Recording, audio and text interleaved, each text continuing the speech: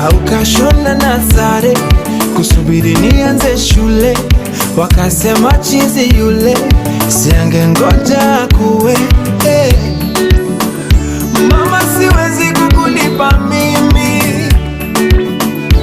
ulionipa hayanunuliki. Upendo wako misitosheki. Jembe, jembe mama, nakukubali we. Oh mama, mama ninakupenda mama, mama, mama, mama, mama ninakuheshimu mama, mama ninakupenda mama, mama ninakuheshimu mama, mama.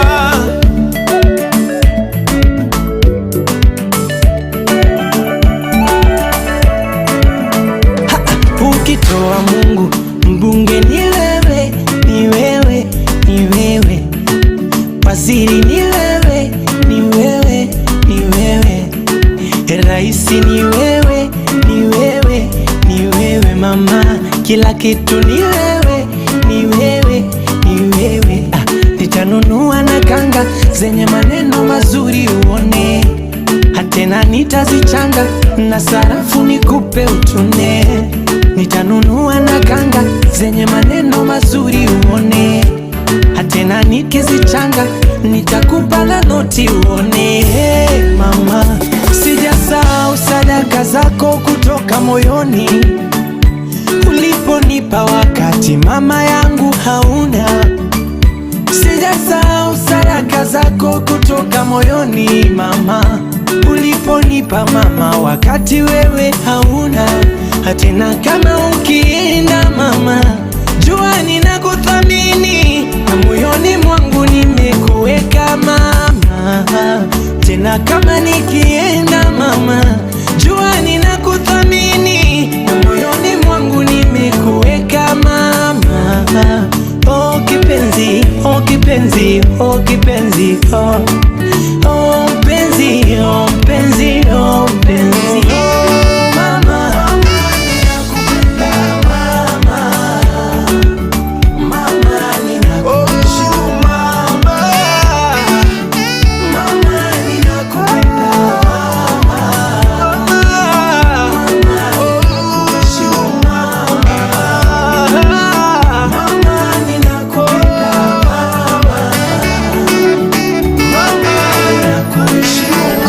Asante kwa malezi, asante kwa vitumbua, asante kwa chapati, asante kwa kunikumbuta.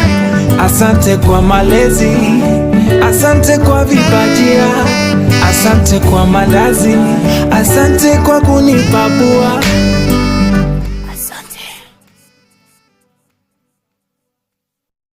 Welcome back to EBN TV. The Spheres of Light tonight is the part 2 of Labor Day, and this is the engine that drives a nation. Without Labor Day or without work, a nation can never grow, can never be strategized in some of the strategies that we need as a country, so that we be strong, we be independent, and we rely solely on ourselves. So tonight we have Gladson Obwamo, Director, Ghetto Grinders Community Network. Help us understand part 2 of Labor Day and what your rights should be when it comes to work. How many hours should you work in a company, and what are the privileges that you need to have in a company? It'll help us know what are these rights. Welcome to EBN TV, Gladson. How was your day? I was fine. A bit of downpour here in Nairobi, crazy city, but we are happy we're here. We also went to church. Then you remember your makeup. Sure, Stuff like that. So after church, it's all about relaxing, and then here we are. Sure. And I'm told Nairobi ni shamba la mawe. Uko na yako. Yeah, definitely. For you to survive in Nairobi, you just need to make sure kuna mahali mawe zako unalimanga tu hapo juu. Without that, tabudu umerudi shago kidogo. Yeah, sure. Okay, and I did that because it's raining so heavily outside here. And so if you traveling, if you're moving to places, and if you're driving, please be careful. Our roads are not looking very well. Be careful, because here at EBN TV, Spheres of Life, we do care more about your life. It's Mother's Day. I want you to celebrate There is a mother maybe who brought you up. There is a mother who gave birth to you. We have different mothers in our country, or even in this setup of the world. So I want you to celebrate and big up to several who you feel in one way or the other they did something. As Sunday school teachers, walimu nursery school. So actually I have three. I can say I have three mothers. And three because they have their ways of doing things, and also they have their contribution in my life. Sure. So the first one I will start definitely with is my mother who gave birth to me, who made me who I am now, and I'm sure she's watching because she's my number one fan. And leo tunaenda wapi? Tunarudi kwa hivi. So Judith Abisaki Obwamu, she's my mother. I want to celebrate you. Happy Mother's Day to you. Thank you for taking care of me until this place where I am, for the care, for the love, the correction, and just making sure that I grow up to be this God-fearing man. So I really celebrate you, and I hope that Mungu atakupea miaka mingi so that I may continuously celebrate you until ni mimi ndio nizeeke sasa pia. Yes. Then the second one is called Farida. Farida Mengesa. Is a very good friend of my mom. She was with us when we were still toddlers. Na may play a huge role in helping me be who I am now. Tulikuwa tunaishi to same area. Tunaishi pale sisi hapa. She has shaped us, na bado up to now she's still part of the family, and tunaongea, tunasaidiana. Even the kids, we are just more like one family. So amecheza in my social life, amecheza a very big role in doing that. Alafu then we have Madam Caroline Sakwa, who is now huyo ndo mentor wangu pale Shofco. She took me when I was still naive in terms of even sharing stories and stuff like that. So she gave me a platform whereby now I could talk about myself, train on mental health issues, be this person who is composed enough to talk about mental health issues, train other people to be better, and pia amenisaidia in terms of resources, whereby now through these resources I've gone to various counties in Nairobi, in Kenya, and also various parts of Nairobi now to talk to various youths. Na currently amenisaidia nimefikia karibu 5,000 youths. Yes, both in Nairobi and outside Nairobi. And amenifanya nikafika hata counties zingine because I don't have so many relatives outside there, but amenifikisha so many counties. Siaya, Mabei, Kakamega, Kisumu, and so many other counties that I can just Kiambu and stuff like that. So nimeenda to so many counties to just impact life and just teach about mental health, people's rights, how the gender-based violence issues and stuff like that. So amenisaidia from 2021 up to now. So it's pretty much like 4 years of her just cultivating me, bringing me up, and just giving me this confidence to be this person who I am. Hata enda nisaidia mpaka sahi, me deciding to start my own organization, she has played a huge role in it. So that is why I have to celebrate her. Sure. And that's a great one. It's good to celebrate everyone who touched you in one way or the other in your life. So if you're watching us, I want to recognize your mother on air. So nitamsoma hapa, so utume comment yako. I'll be doing that for you. Kama hujatuma maua, hujatuma salams, hujatuma hata 1k ya kununua supu ya kuku, please make sure you do that. But most importantly, make sure that you send your comments so that we can recognize you mother parent here, and know that they are so much recognized for what they did within your life. And that's when sometimes we children, we may stand and say that our mothers are so strict. From your point of view, what do you think why do you think a mother becomes strict when it comes to bringing up a child? Well, and what is the importance of it? So one, I'll say this. Mothers always know us. Anakuangaliaga hivi, anajua huyu nisipofanya hivi atakuwa hivi. So they always look at one of the things that wanaangalia ni how independent you are as a person. How independent. So if your mother sees that you're not independent and you cannot make your own decisions, anajua kwamba this one nikimwacha hivi, definitely she will be in a wrong company very soon, or he or she is likely to make a lot of mistakes. So utapata this mother ataanza kuwekea zile wanaitanga curfew, whereby anakuambia kwa hii nyumba yangu ingie by 7 you are here. Number 2, make sure umeosha vyombo, umefanya 1 2 3 5 ndio utoke hapa. Number 4, I need to know where you are. Ukirudi jioni atakuuliza umetoka wapi, atapiga hadi simu. Huyu mtu fulani ametoka kwa nyumba yako, naambia yes nimetoka kwa nyumba yake and stuff like that. So you find that in such scenario ni wewe amekunote before akwe strict anakuangalianga how independent are you as a person. So I can notice too you cannot make your own decisions, definitely okay hivyo, because pia yeye especially when it comes to ladies wengine watasema mamangu ni mkali.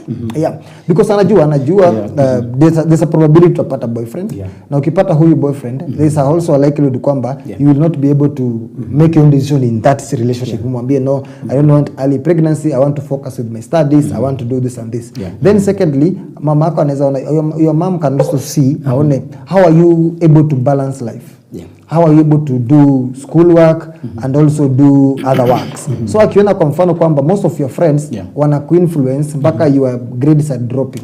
And most of them they are not even helping you when it comes to matter studies. You will find that mzazi ataamua no, I need to now to put a shield between my child and the outside world, because ni kama hawezi balance the two. So anaangalia naona hapa I need to do something. Probably those akiangalia kwa life cycle yako, you only pick those people that are not poor, maybe poor in school, maybe poor at just making good decisions, sio role models. Unaona kwa area unaambiwanga kuwa kama mtoto wa mtu fulani.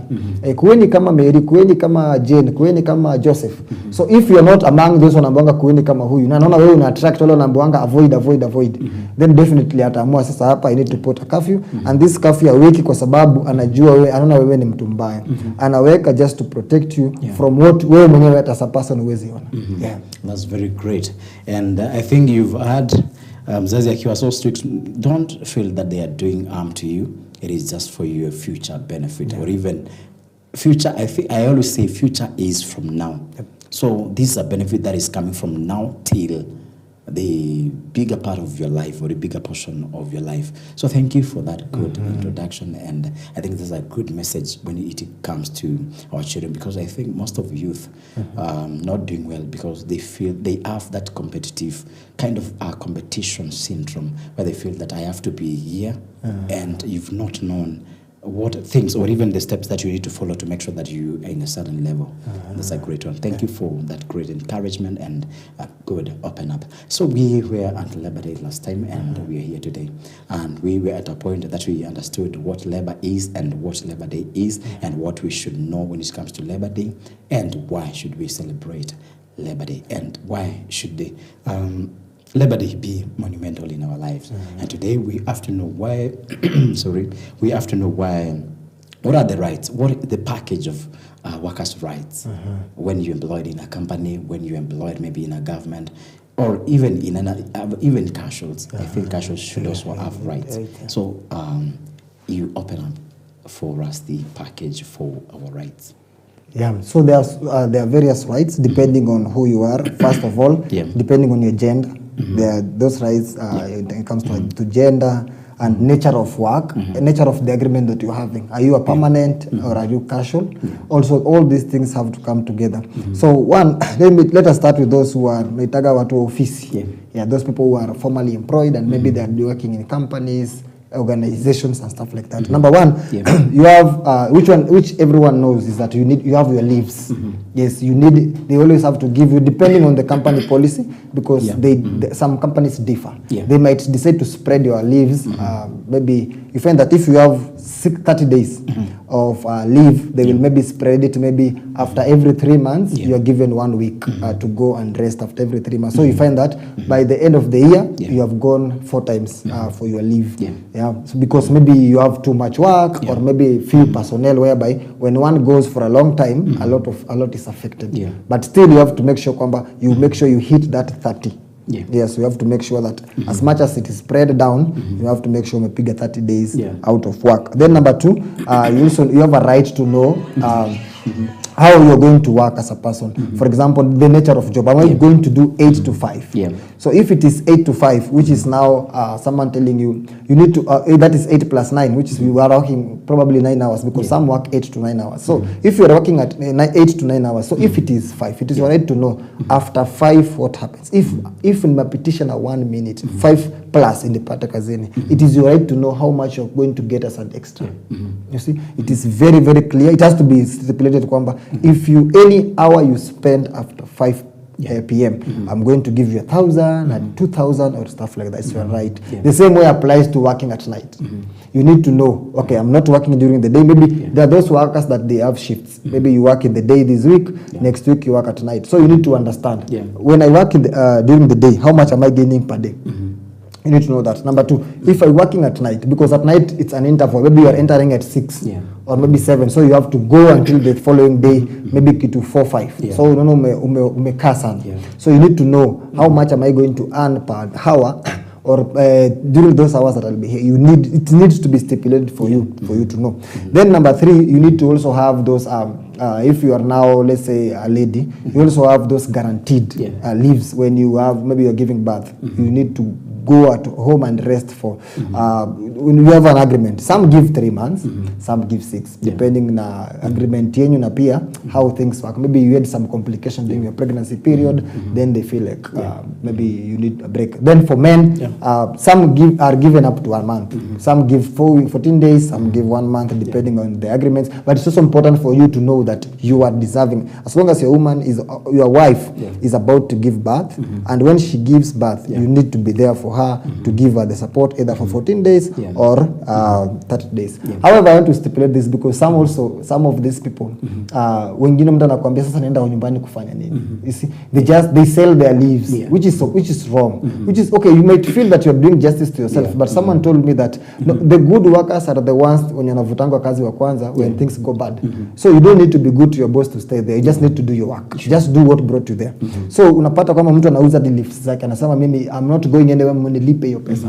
You see, they may think you are impressing the boss by telling him or her that you are prioritizing your work. But at the end of the day, anaona this guy loves money too much. You know, ana prioritize money kuliko hata maisha yake. So at the end of the day, huyu ni mtu itafika point aanze tu kufanya kazi for money but not for value. You see? So once you start doing that, they will start questioning you. But wewe uki appreciate kwamba I need rest, I need to recharge and go back and come when I'm now okay, I'm ready to even have more input, because ukiambia mtu now wacha nende home hii wiki moja, maybe if you yako ni hiyo ni spread throughout the year, or maybe yenyu ni hiyo combine unaenda tu mwezi moja full, you need to be telling the boss wacha nende nipumzike, nikirudi hivi tunapiga kazi sasa mpaka mwisho. So it's best than just sitting there working, then at the end of the day unakuwa na mental breakdown, and then you start being unproductive. They'll feel like huyu sasa tusaidii, and they'll take chase you away. So that's the thing. The other thing, the other right is right to be paid on time.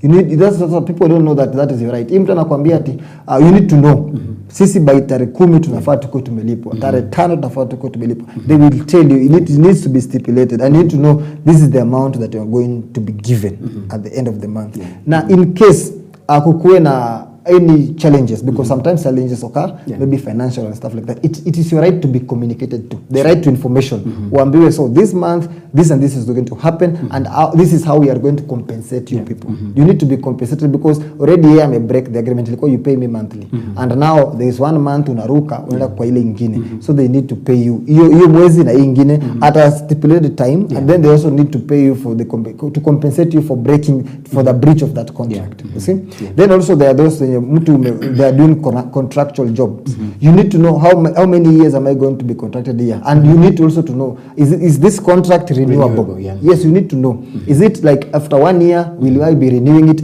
and what are the terms?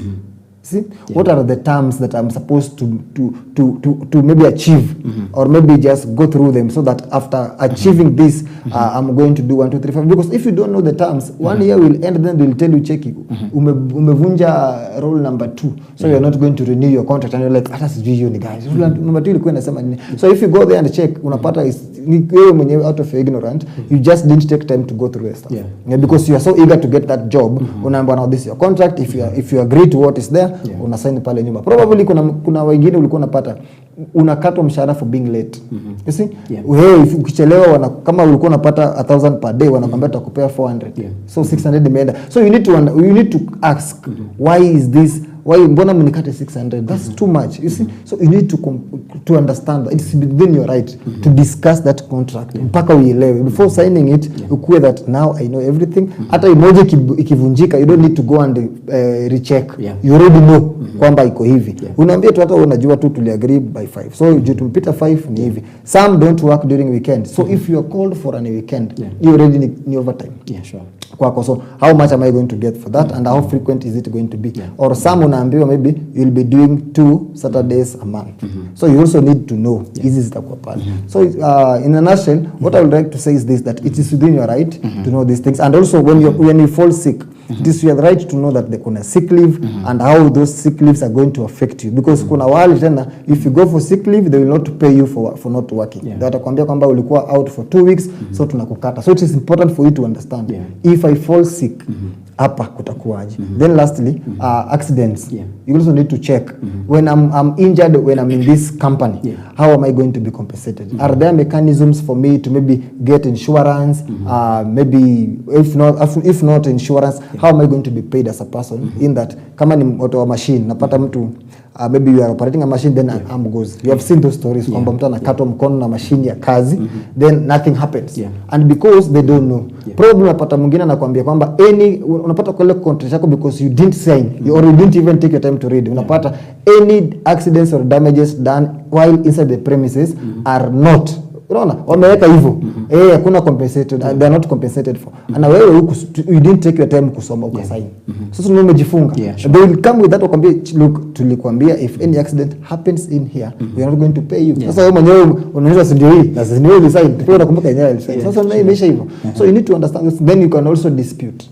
Ukiona hii ni kitu yenye the terms, it's within the right to dispute. Unaona kwa mfano this is something nimeambiwa haifanyiki kwa hii kampuni, but ukiangalia from the dangers, safety matters. So ukiangalia from the safety issues, for example unapata fire, hata wajaweka exits or exit ni ile moja tu na hiyo moja inafungwa. Kuna kampuni unapata kwamba kama ni night shift mnafungiwa na nje, unaona so in case of any emergency hata uwezi toka and stuff like that. Alafu pia hata hakuna signs za unaweza tokea hapa, maybe break this glass in case of emergency or do 1 2 3. So hizo vitu zote it's up to you to know, it's within your right to ask in case of a fire, in case of something like this, how are we going to get out of here? What are the safety measures that zimekuwa put in place to make sure kwamba I am safe as a worker in this company? Okay, this is a great one, and I think we have some conditions, or when you find that you value money than your life, or even you self being strong enough, trying to avoid, or you don't want to go to leave, you want to exchange your leave for money. What is the advantage of you taking a break from work, and what can someone do? Break leave time. Yes. So when you take a leave from work, it is more like having your hobby time. And a hobby is whereby now you get to do some things that you like.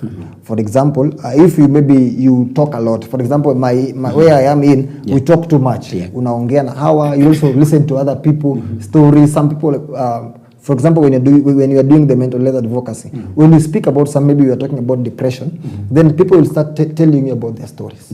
So you find that those stories kuna zile zenye zitafanana na zako zenye you went through kitambo. So itakuwa kama more of a trigger. Uta feel like huyu mtu ananikumbusha mimi. You know get? Then also pia just talking too much unapata kwamba your brain is overly engaged. Then there's also those travel fatigues, umetembea sana. So with this 1 week unapatiwa after 3 months, it is just for you to relax. Usiende unaona mpatwanga leave mtaenda ushago. Unaona? Unaenda ushago unaanza kulima, unaanza sijui kufanya nini. So you find that instead wewe chenye umefanya tu ni umechange your place of work. Ujaenda leave, umechange tu, umetoka Nairobi umeenda ushago.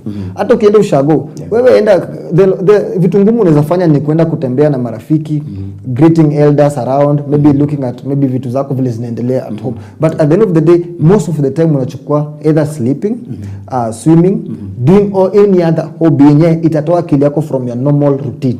Ile unajuanga nikiamka asubuhi na brush meno naenda kazini, narudi jioni nafanya vitu zangu nalala. So hii time ni anything, hata kazi, simu za kazi ufai kupigiwa. Tunaambiwa sijui kuna kitu imefanyika ati password hii desktop number 2 ni no. Ama sijui kuna faili ionekani, unaweza tusaidia tutafute. No. hiyo time ni yako, you have switched off from everything. Hata ndabianga watu have 2 numbers. Hizi 2 numbers zinakusaidia. Hii moja ni use for work, hii nyingine iko yako na marafiki zako wenye mnaendanga nao leisure time. So wakati it is time for you to maybe rest, hiyo ya kazi zima, hiyo ndio boss ako nayo, hiyo ndio supervisor ako nayo, hiyo ndio colleagues wako wa kazi wako nayo. So when ama unaitoa unaacha, because if you danger nyingine ya kuinclude colleagues in your leisure time, si colleague atakuwa na namba yako, kuna siku atakupigana ile nyingine, sema msipompata kwa hii pigeni. So unaona, so everyone atakuwa na to save it, mtafuta nayo. So you find that hizo simu bado zitakufanya urudi kwa ile working mode. So you need to prioritize one, what can you do as a person, then number 2, what can you do as a family. Kama kwa mfano leave yako imeanguka when the children are at home, ile time yako kuenda, hata you don't need to go to Shago, kuna Uhuru Park, kuna City Park, kuko na Karura Forest, kuko na Ngong Hills. So kuna so many places that are ni bei na food 100-200 to go in, just go there, experience nature. Kama unaweza swim, go just relax in water, wacha mwili yako cool down, do those ice baths, unaingia kwa ice, unakaa hapo tu, mwili yako ina rest. Kama una maybe mental fatigue, go talk to people, go and find a place. Kama uko Karura Forest, una shout, unapiga manduru mingi just to clear your mind and stuff like that. So at the end of the day utafind kwamba when this 1 week inaisha, hata wewe mwenyewe utakuwa energized, you will feel when you coming back, ile energy utaenda nayo, it will be different, because now utakuwa mwili wako imerest, umereboot your system, each and everything ilikuwa inakusumbua umeziclear out, so you are good for the day and you'll be very much productive. Okay, that's a great one. And on the same note, you find that you going for leave. So as you go for leave, there are some information that you have to go with in a kind of trying to hand over. What are the strategies that one should use when they are trying to hand over, so that hautaitishwa hizo mapassword ukiwa mbali? So one, as unajua tuseme kwa mfano, you know that easy leave hazikujangi by accident. HR na kwa amekwambia by the way, kumbuka next week ni leave yako, or this month ikiisha, or this ama next month wiki ya kwanza. So the last weeks unajua, for example, if you are in an office, kuna assistant wako, or some, if not your assistant, maybe someone your colleague whom you work with. So one of the things afanye ni make sure kwamba umefanya full handover. Unaona? Make sure kwamba wewe ni mtu unafanya file, for example number 1, kama ni computer yako itataka password, you think maybe wewe ukitoka your computer will be used, make sure the person mwenye anaitumia, the next person, change password ile ulikuwa umeweka, weka ile rahisi, ajisumbue wewe, mpe tu mwambie change, ndio ukirudi weke ile yako. Unaona, because people do a lot of stuff ukimzoesha password yako, so weka ile rahisi yenye yeye atakumbuka, then muandikie mahali aitumie, then make sure kwamba all the files zenye nataka, kama ziko maybe ni soft copy form, or kama ni zimewekwa kwa files, make sure umemuelezea. So ukitaka files za maybe kwa mfano, let's say, let me use my place. Kwa mfano some if you want reports za mental health for this year, nimeweka kwa ile corner. Kama unataka activities za hii mwezi zenye tunafanya we na mawe, ziko hapa. So if you want contacts za wale watu ambao tutakutana na wao in various places, nimeziweka hapa. And if you want the emails and stuff like that, ziko hapa. Then hapa kwa computer tuko na zile previous activities tulifanya, so if you don't want to repeat, you can check uone what else can you do. So unapata in that scenario, alafu kama maybe kuna vitu ulikuwa hujamalizana na HR, maybe finance, that needs your clearance as a person, probably uko kwa hierarchy. So make sure kwamba pia if there is funds to be released and your signature is needed, do those approvals mapema before you go, so that also same sasa we ameenda, everything stops, because they will disturb you definitely, ujipata umeanza kuwaka. So clear with the HR, clear with the finance team, and clear if you are a team lead, make sure kwamba umechagua new team lead who will be doing everything when you are away, and make sure everything is streamlined. In that when you are not away, when you are now away, wanaweza sema by the time Glass alikuwa anaenda, alikuwa amesombia Monday tutaenda Mukuru na Tuesday tutaenda Makadara. So hizi vitu ziko hivi, na akasema huyu ndiye atakuwa in charge of hii, huyu ndiye atakuwa in charge of. So let them be accountable by themselves. So ukiwapatia hiyo freedom, they will not disturb you, because everything when you ulikuwa unatafuta and you think they will need when you are away, already ushawaambia mali ziko. Na hata kama zile zilikuwa home, maybe sometimes people work from home, unazileta kwa ofisi, so that they don't need to come to your place. Unaambia ndio hizi chukua, because if you don't do that, asubuhi atakunokia, by the way sijui kifungu ya nini, sijui ya nini, no, everything hand over to them mapema. Sure. So you live and you still working from home. Exactly. That's very dangerous. And now your one month leave is over. you are now resuming to work. What information should you receive or should you get from your workplace? First of all, this is what I always tell people, because unajua sasa hiyo umefurahia, you still ni kama mtu ametoka honeymoon, so we have not seen anything bad. It's not hakuna kitu mbaya imekufanyikia probably in most cases, maybe some people, but majority from honeymoon you're still happy. You still have maybe unajua kuna wengine pia unapatanga umeenda hiyo wiki ya mwisho ulipwadi pesa yako na vitu zingine you are paid, so bado you had a good time. So ukirudi, kitu cha kwanza ni composure before even engaging in your works. Kaa chini, then just look around, familiarize yourself, uone kama kuna any change yenye vile ulienda na umerudi, is there anything that imechange? Unaona, because hizo ndio vitu pia zinakufanyanga frustrations zinaanza day one, because uja note anything. Maybe ulikuwa umezoea kuweka files zako pale, unapata za activities ulikuwa umeweka hapa, za reports umeweka pale, unapata huyu alifanya vitu zake za reports akaweka hapa, za nini akaweka pale, so zinaanza kukuchanganya already, unapata uko stressed. So you need to relax, calm down, then look at your office vizuri. If you get any change, don't handle them by yourself, because you know nothing. Ndio umefika, jiwe kama mgeni, call the person ulikuwa umeweka in charge, mwambie Deno, here kesho nakuja job, so please make sure everything is in order, alafu kuja mapema, you just give me feedback of everything that may happen, na if there are any changes that will happen when I'm away, also put me in the know, so that hata ukifika when kuna wale wanapatanga ukirudi, you have brief meetings, so by now you need to maybe explain to your superior what happened when you're away and stuff like that, so usijipate in a place whereby you even don't know you don't know what happened, because wewe mwenyewe hujakaa chini ku get the information, wewe umefika tu vile ukaanza kazi, so uwezi jua hata waliachia wapi wakaanzia wapi. Then two,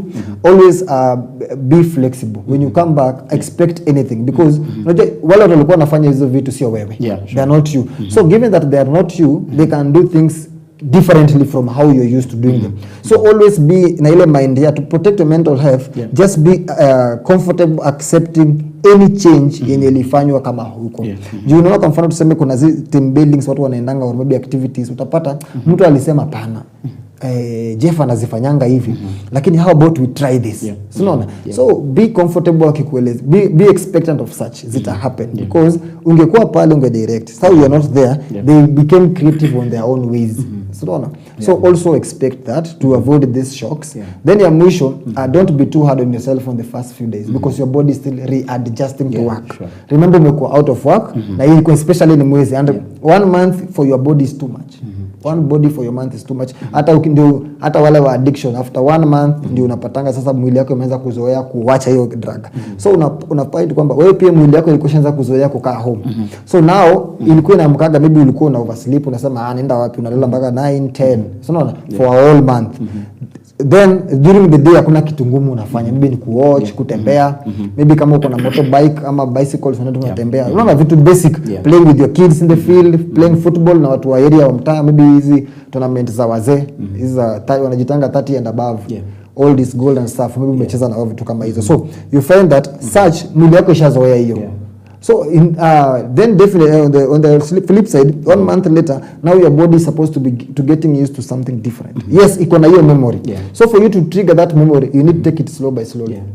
That's why computer shocks are very important. Very very key for you to note. Kwa mfano, akili yako ijazoea kitu fulani inakuanga hapa. Imezoea hapa. So now ukikuja, akili yako ianze kushindwa kuprocess hiyo change, na wewe mwenyewe take time yako kufamiliarize yourself, utapata kwamba by the end of the week umekuwa frustrated, umekuwa mkali towards people, na unasahau kwamba these are just anxious moment, or some people wameanza even to develop the depression tendencies, because sasa a lot may happen at the same time, na you do not give your body ile time ya kuacclimatize to the new thing. And that's great. Well, okay. Remember, you're watching EBN TV, the Spheres of Life Labor Day edition, and this is Mother's Day. In a short while, I'll be reading your comments. And as we come back, we shall know why should I get pay raise, and the last one shall be the unions that fight for your rights when it comes to work. Remember, we have Gladson Obama, Getter Grinders, the director, and the community network. He'll help us know those two, and we finish. So we're reading some of your comments. If you've not sent, kindly let me mention your mother, parent here on EBN TV. So we're starting with Dana Mwanya. Happy Mother's Day to all mothers. Thank you, Dana. And we've Dana again joining in this beautiful Sunday from Eastlands. Thank you. We've Immaculate Modoni. Happy Mother's Day to all mothers out there. We have Dana again. Happy Mother's Day to my biological mom, Rose Ann, to my mom-in-law, Mary Somba, to my spiritual mom, Pastor Ann Kavoy, to my best lady, Mom Phoebe Steve, and all the mothers to the all Lord feel appreciated. Thank you for your good wishes and great wishes to you mothers. Then again, that's a good conversation, our Austin Glanson. If you are a boss, pay your employees on time, and if you are employed, follow the rules. Report to work on time and do the necessary. Also take some time to rest. No spare part for your body, okay? It's a great one. We have Sharon Visiawa, to my mother, Ellen Kagea. You are blessing beyond words. Thank you, Sharon. We have Sharon again. We actually need to take a break at least. Thank you. We have Elizabeth. The topic is very significant. We have Elizabeth again, following beautiful show.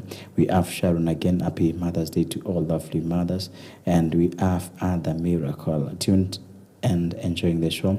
We have Pam Gach, a conversation not so many have, but very crucial for our health society with the health workforce. Shout out to you. Thank you, Pam.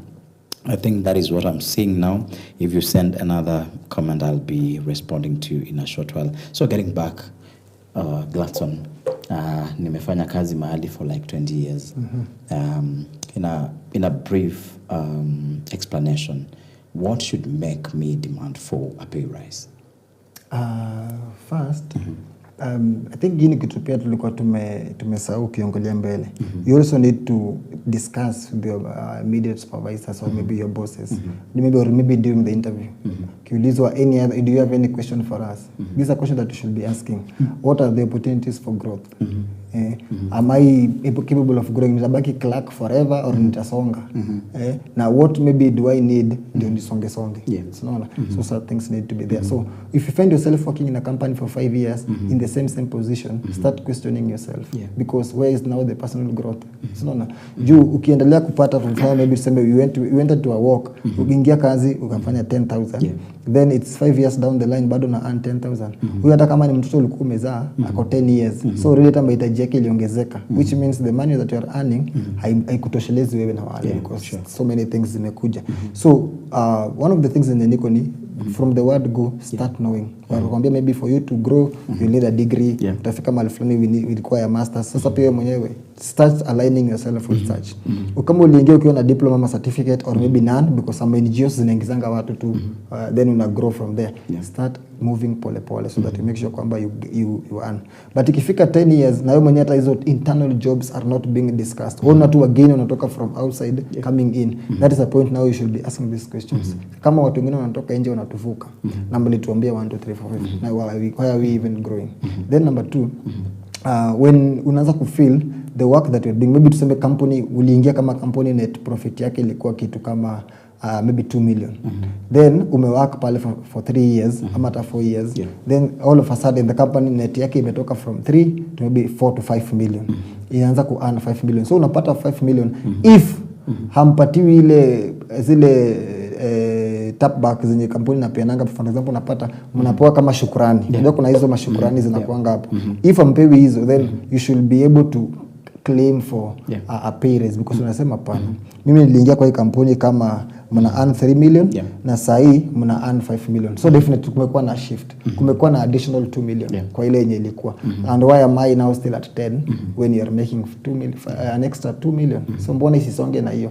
Then 3, also look at the frequencies, because some companies unaambao ukifanya kazi for 6 months tutakuongeza kitu fulani.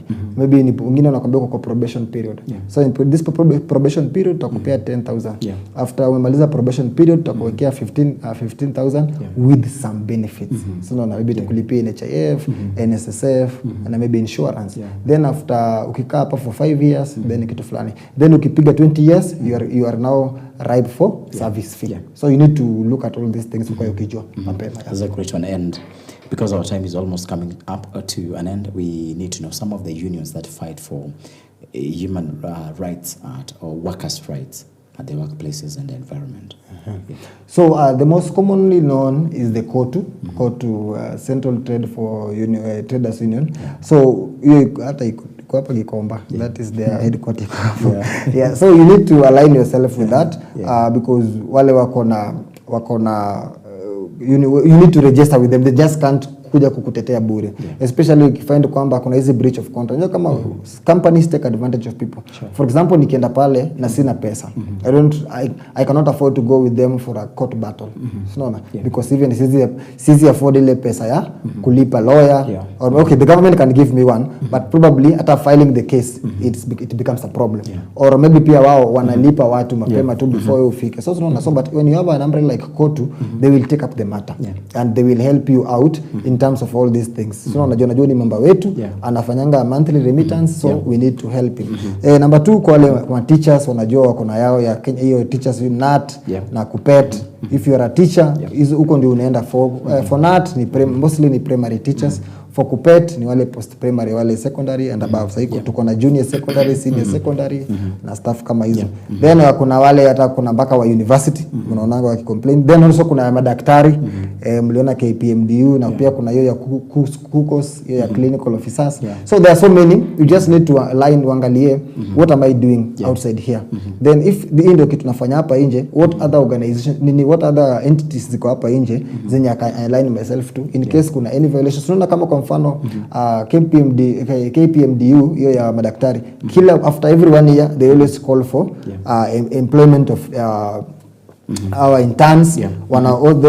Wanafanyanga collective easy ma CBAs, they talk on behalf. So you don't need to talk too much. Wanasema huyu employee wetu amefanya kazi for 2 years, hakuna pay rise. So they advocate for you as much as you'll be giving remittance to them, but utapata watakusaidia. Wewe utakuwa unafanya tu kazi and they do the rest for you. Hata waki-call for a strike and you join the strike, whatever happens, huwezi futwa kazi. Once wale they follow the due procedure, they don't just call for strike. Wanapatiana mpaka strike notice, wanakwambia this is what will happen and this will happen if we not going to talk. So we call upon all members to go to the street, then mnaenda. But ukienda peke yako as an individual, utapata mali pengine unaenda as an individual wanakuambia wewe ni mchochezi, then wanakuambia you have breached our contract, so you have to dismiss you. So unapata wewe mwenyewe as one voice inakuwa ngumu. So it is important for you to look at what you do. Then juu kuna mingi, hata kuna ya counselors na kuna ya so many, so you need to understand who you are, what you do, then you go for one. And kama hamna, probably they are not maybe any registered entities, you can form groups. If this group is the solidarity, whereby now nyinyi kama group you fight for your own rights as a group. For example, unapatanga kama ni kazini, mnaingia kwa mnasema huyu ndio chairman wetu, ndio secretary, ndio then mnawa empower. Kila mwezi mnatoanga kitu yenyewe, if anything happens they can run to courts, they can engage the management and stuff like that. That's a great one. And because our time is we're almost over. Our time is almost over, and we have a lot to cover when it comes to issues of Labor Day, because we have to check at internal and external factors that affect you in your workplace. We also have to check technology and a lot of things. We also have to check there are some information that is you're not supposed to be exposed to in a company, and there is an information that you have to be aware of. So a lot of things we've not covered. I think we shall get another time and make sure that we give the full information to the audience so that they learn what they need to know and what they need to understand when they come to work. So at this point, I give you like less than a minute to give your final social media handles and call people to join Ghetto Grinders as a community network. So for the last 2 Sundays I've been talking about your rights and also what you need to do as a person. So always my clarion call is always one: you matter. You will die. Hata juzi kuna mtu alikuwa ametweet akasema kwamba mnaona tu Papa amekufa juzi, situmeka Papa mwingine. So life moves on when you are gone. So don't kill yourself just because of work. Take your time, take your rest very seriously. When you umepatiwa leave, kama ziko uliza, ask mbona hatuendi leave. I just understand all these things. Na usikubali kulipwa ati ukose kwenda leave. Your body will shut down and you lose that money in the hospital. It's very, very, very costly for you. Then secondly, yes, as my brother here had said earlier, I'm the director of the Ghetto Grinders Community Network, and we are on all social media platforms: Facebook, Twitter, Instagram, TikTok, and any media that you can think of. So reach us there if you want to be maybe a partner, maybe a supporter, finance, vitu kama hizo. We do mental health advocacy, we do art, we do sports, we do women empowerment, we do teen mothers empowerment programs also, and also advocate and teach on mental health issues. So if you want to be a partner, maybe you want to do something that will help these girls that they are always under our care, you are so much welcome. Just hit any of our social media platforms, DM us, just like, comment, just like, then go to the messenger, send something there, or come on TikTok, go to the inbox, send us something that you want to tell us, then someone will reach out to you, then they will understand if you want to join as a partner, if you want to join as a member, or you just want to be a financer from afar. We welcome each and every person to talk to us. And if you have maybe issue you want to talk to me personally, I'm also available on all social media platforms as Gladson Madin, on Twitter, on X, Gladson Madin 10, on Facebook, Gladson Madin. In fact, all my social media platform is just Gladson Madin, apart from Instagram, which is now Gladson Obwamu. Yes, so talk to me if you feel like maybe you need, maybe this conversation is broader. Maybe there is something that you didn't understand well, you can reach out to me, or you can reach out to Jeff. He knows how to get me, then we can try and see how we can maybe help you, either connect you with help, or maybe just maybe try to answer your questions in the best way possible. Thank you. Okay. This is Gladson Madine, the Ghetto Community Network Director, Ghetto Grinders. So that is what we do here at ABN TV. We make sure that the topics that we bring at you is a topic that will help you grow, challenge you in one another, and that is why we make sure there is transparency, there is honesty, there is objectivity, and there is sanity in every story that we have here on the spheres of life. So thank you for watching. Thank you for sending in your comments. It has been a great time, and thank you for you watching and doing all that was good for you to do. Thank you for being here for us, and thank you for being so active in everything that we do. We do it here again next Sunday. So God bless you. Have a great week. This is Jeff, your host. Until next time, we wish you a great Mother's Day. Thank you.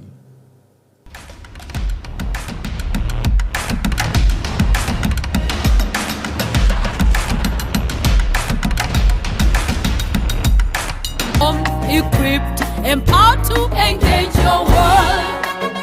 It's the gathering of stars and queens. Wow! This is Winesta's Generation Movement, the gathering of queens and stars. Hallelujah! Join us.